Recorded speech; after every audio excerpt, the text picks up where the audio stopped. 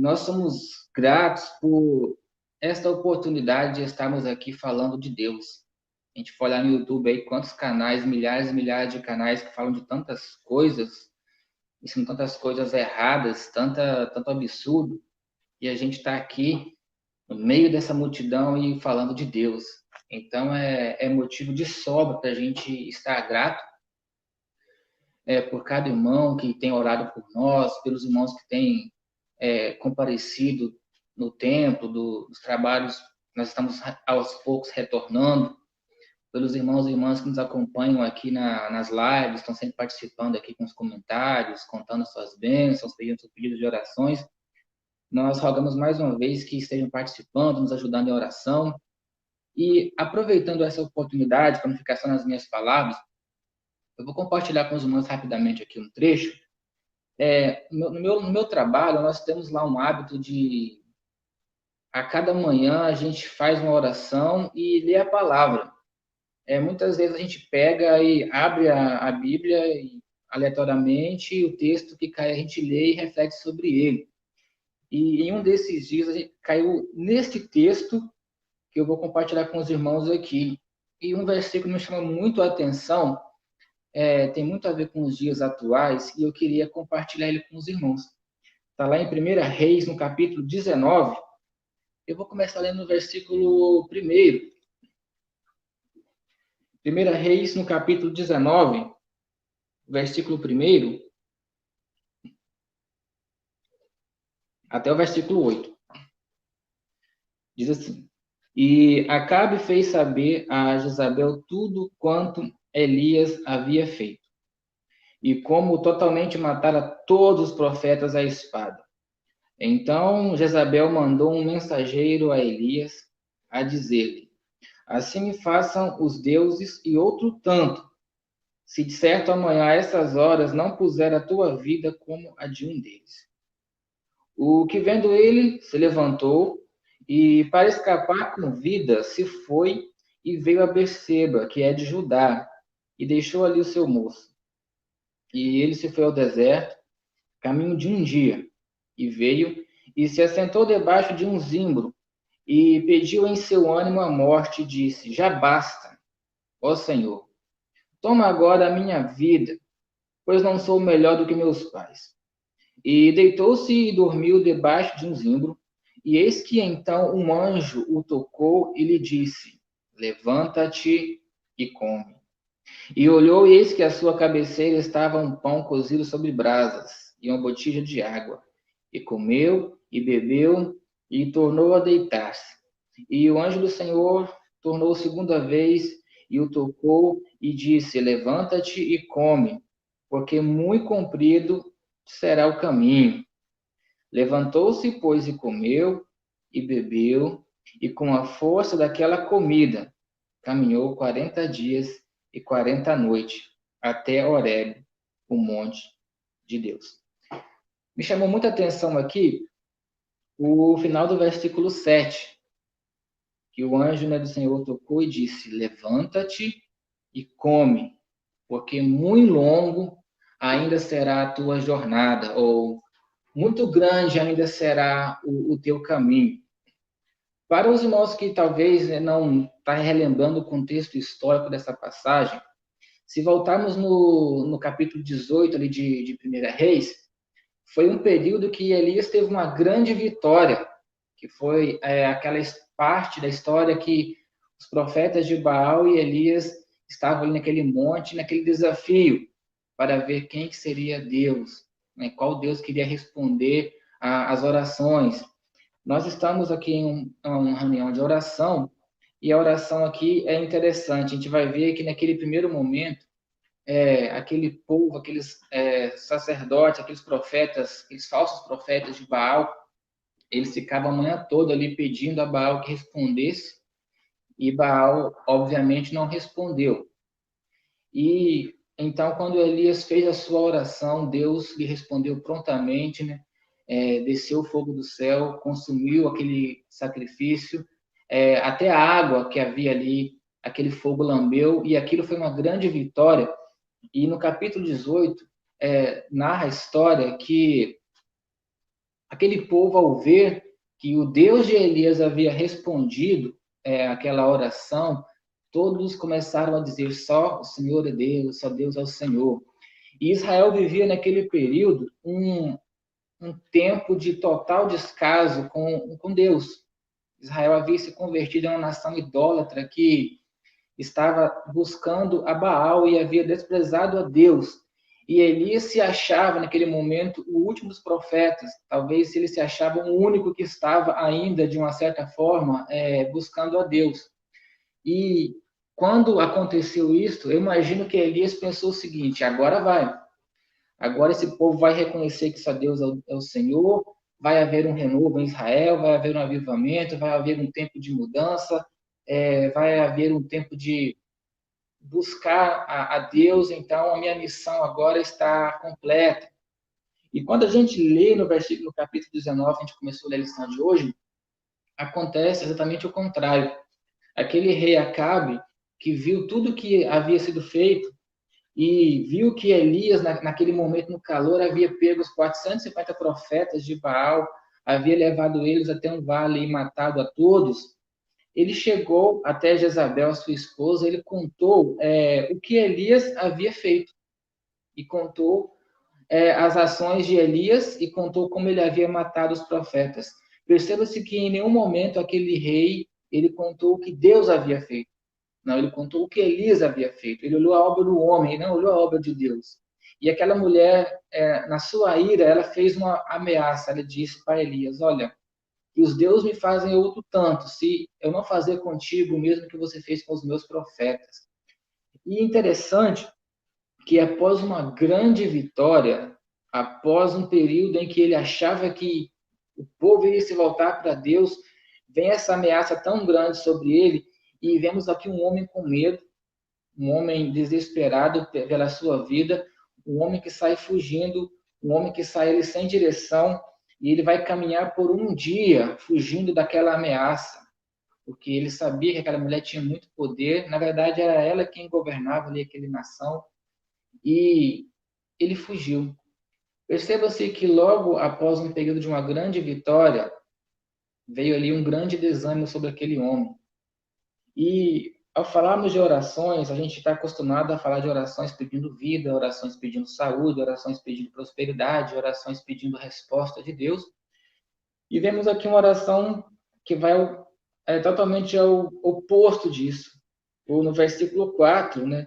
Vemos uma oração de um profeta dizendo: Senhor, me mata. Basicamente, ele estava dizendo isso. Ele pediu a morte. Ele disse: já basta. Ou seja, ele estava ali exausto, ele estava cansado, ele estava desanimado, deprimido, ele estava ali sem esperança, sem saber o que fazer. Ele perdeu totalmente ali a confiança de que poderia haver um renovo no meio daquele povo. Ele via que o cenário era tão devastador, e ele não queria estar ali vivo para ver a desordem final daquela nação. E é interessante a gente perceber que Deus ouviu essa oração, mas Deus não respondeu a oração da forma que Elias queria. O que eu vou comentar com os irmãos essa noite é sobre isso. É sobre os dias difíceis que todos nós estamos sujeitos a ter. Não existem super-homens, não existem pessoas que estão imunes ao medo. E quem entre nós, talvez vocês que estão nos ouvindo aí, que tem anos e anos e anos de igreja, anos e anos de membro, que toma ceia, que prega, que canta, que tem seu ministério, quem de nós, talvez em um dia, em um momento da nossa vida, pensou em jogar a toalha? Pensou em dizer: será que Deus está me ouvindo? Será que eu estou fazendo a coisa certa? Onde está Deus? Não dá mais para continuar, o mundo vai de mal a pior. São pensamentos negativos que todos nós estamos sujeitos a ter. O medo é uma coisa normal. A Bíblia nos diz sobre Elias que ele era um homem sujeito às mesmas paixões que todos nós, ou seja, ele tinha a mesma situação que nós temos. Somos seres humanos, temos medo, temos nossas dificuldades, temos nossas limitações. E naquele momento, aquele homem, ele vendo aquele cenário, ele diz o seguinte: Senhor, olha, eu não sou melhor do que os meus pais, eu não sou melhor do que ninguém. Todos eles, os profetas que deram antes de mim, fizeram a sua parte, fizeram a sua missão, cumpriram o seu chamado e depois morreram, estão descansando em ti e já chega. Agora também eu quero descansar, basta. É interessante notarmos esta decisão de Elias. Ele já estava achando que a sua missão na terra estava cumprida. Ele pensou: eu já fiz muita coisa, eu já pedi para não chover, Deus me ouviu e por tanto tempo não choveu. Eu orei para que chovesse e após 3 anos, mais de 3 anos, veio a chuva. Eu orei para que descesse fogo do céu e Deus me ouviu. Ele orou tantas vezes e Deus respondeu. Ele disse: Senhor, tá bom, já chega, eu quero morrer, eu tô com medo, o cenário é desesperador, eu não quero que essa mulher me alcance e com seu exército me mate. E às vezes a gente fica com tanto medo de coisas tão simples, a gente pensa que talvez os problemas são maiores do que o nosso Deus. E é estranho a gente pensar como que um homem que tinha tanta experiência com Deus, que vivia tantas situações de grandes milagres, como é que ele temeu a ameaça de uma mulher? A, a Bíblia nos diz, né, que a depressão ela existe, ela é um fato real, não é uma doença de frescura. As pessoas ficam desanimadas, ficam deprimidas, pessoas se matam, pessoas não veem sentido à vida e não adianta, a pessoa pode falar qualquer coisa para elas, que para elas não tem mais sentido à vida. E o que está acontecendo com Elisa é basicamente algo parecido com isso. Ele estava deprimido, estava ali decepcionado com aquele povo que, mesmo vendo quão grande era o Senhor, não havia se voltado para Deus. E ao pedir a morte, ele já estava cansado, né? Havia caminhado por um dia naquele deserto. E o versículo 5 diz que ele deitou e dormiu. E então vai aparecer-lhe um anjo, vai tocar nele, vai falar assim: levanta-te e come. Ele estava prostrado, estava deitado. E então, o versículo 6 diz que ele olhou e estava ali um pão cozido sobre brasas, uma botija de água. Ele comeu, bebeu, mas voltou a deitar-se. Aqui nem diz que ele teve algum diálogo com o anjo ou qualquer tipo de reação. Ele comeu, voltou a dormir. E então, pela segunda vez, o anjo tocou e disse, né? Levanta, come, porque muito grande ou muito longo ainda é a sua jornada. E é nesse ponto aí que eu quero comentar com os irmãos nessa noite. A palavra que Deus tem para cada um que está nos ouvindo nesse momento é o seguinte: a sua missão não acabou. Tem uma frase que diz: quer saber quando a tua missão acabou nessa terra? Se você está vivo é porque ela ainda não acabou. Então, basicamente, enquanto você estiver vivo, enquanto Deus te permitir estiver sobre essa terra, Deus te deu uma missão para cumprir. E então, enquanto tivermos o fôlego de vida, Deus nos manda caminhar, Deus nos manda insistir, Deus nos manda prosseguir, Deus nos manda ir avante.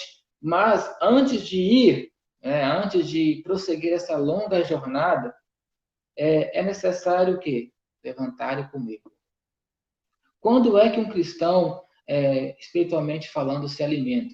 É quando você pega a palavra de Deus, medita nela, é quando você tira um tempo para poder orar, é quando você vai até um culto, vai prestar culto juntamente com outros irmãos, ali você experimenta ali aquela comunhão e você renova ali as suas forças ao perceber que você não está sozinho nessa batalha.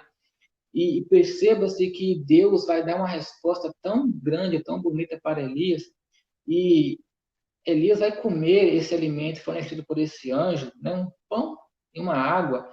E aqui diz que ele vai caminhar, no versículo 8, 40 dias e 40 noites.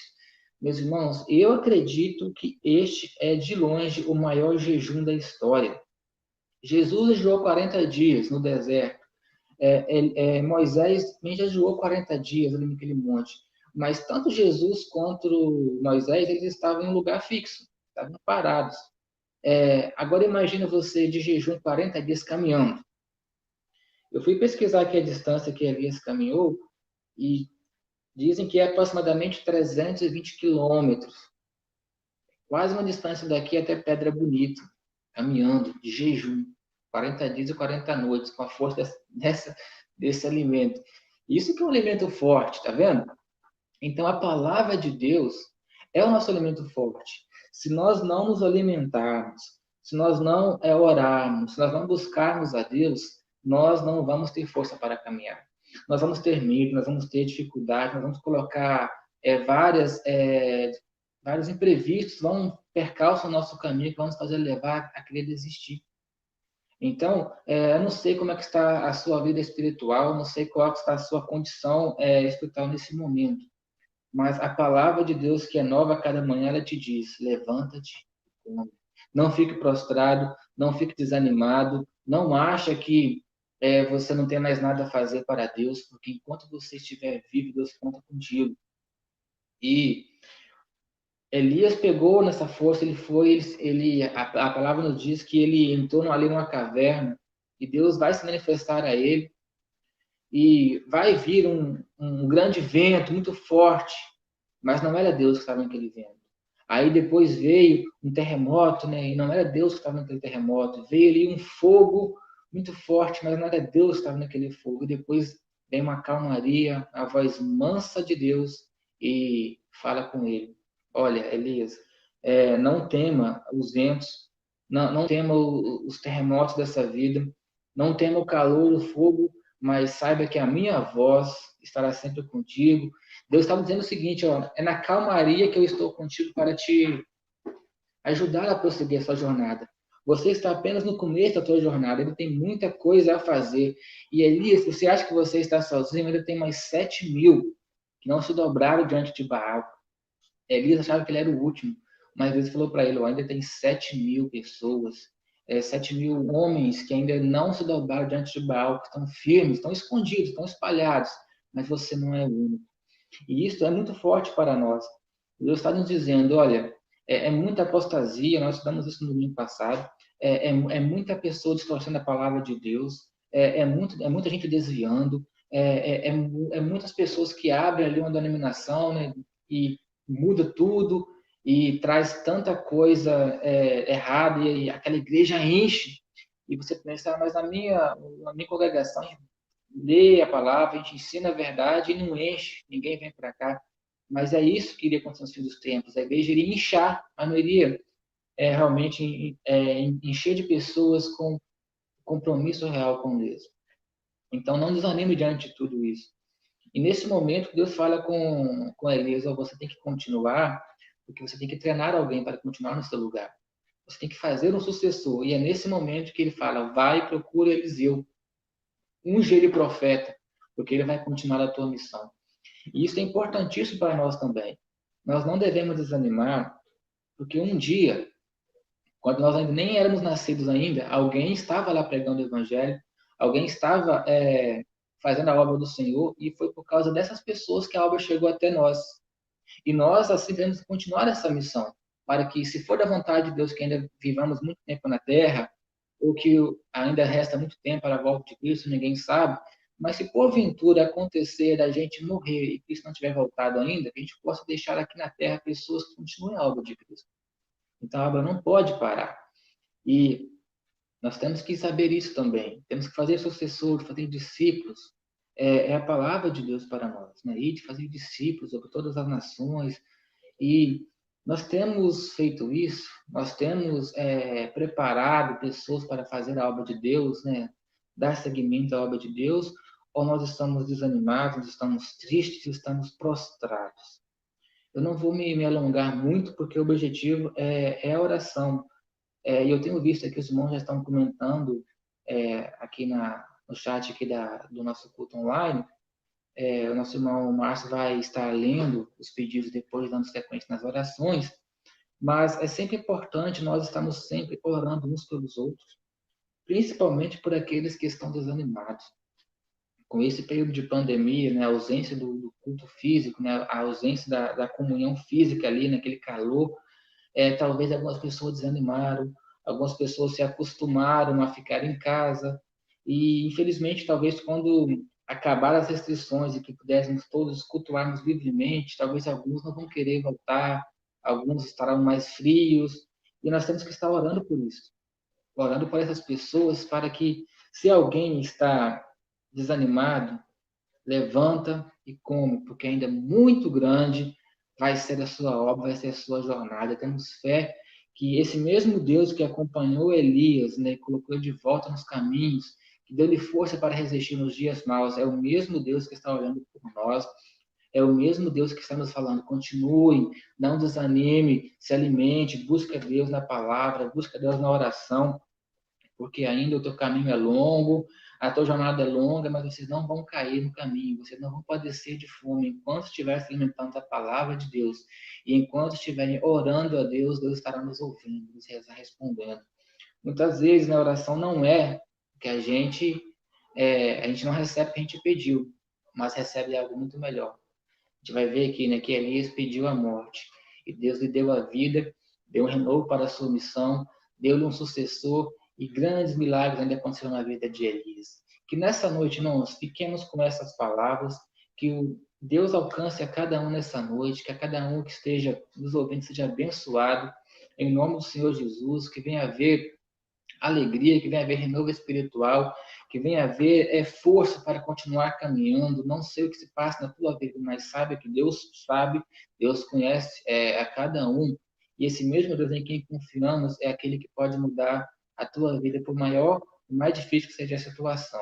Eu agradeço a oportunidade, peço irmãos que continuem orando por mim, pela minha família, e rogo a Deus que o Espírito Santo possa falar melhor em cada coração e acrescentar a fé a cada irmão. Em nome do Senhor Jesus, eu agradeço a todos. Amém.